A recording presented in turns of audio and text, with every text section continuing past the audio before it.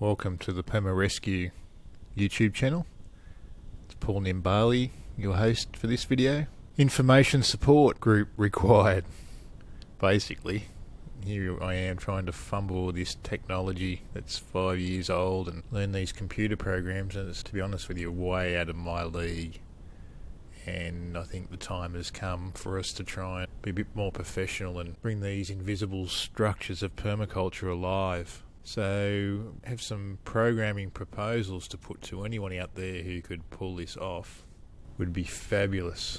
So how hard could it be to create on a website a bioregional organisation skills register form where people fill out their details, and then those of you who are familiar with the map will see that it's written out here. So people would have an opportunity to be able to look at this map, go to this form, and as you can see here, there's 3 different types of boxes that you would have ability to tick. So 1 is whether you have an interest in the subject, 2 is if you're experienced, or 3 if you've got advanced experience teaching abilities. So what you would do is you would go through here and you would just click on, and a tick would appear and a pop-up box would pop up underneath where you could then type in that yes, I have a PhD in agriculture or whatever it is. So this is all word for word out of the last chapter of Bill's book, which correlates with my mind map.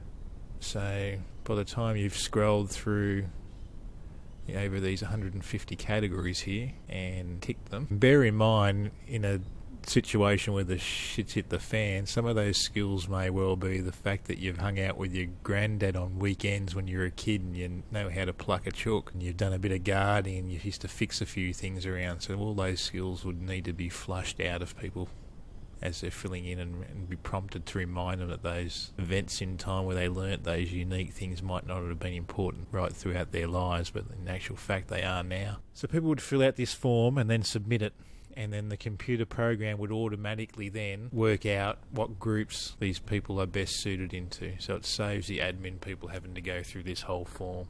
It's not to say that at any stage somebody could go through this form and look into it deeper, especially if they're looking into appointing somebody for a specific function. We could organise this area a lot better too, so we could identify exactly where people are. Once this form is filled out, then we could then project this up onto a screen. So in the classroom, this would be a very useful tool. I could introduce people. In this case, Puma Rescue represents me as Paul Nimbali.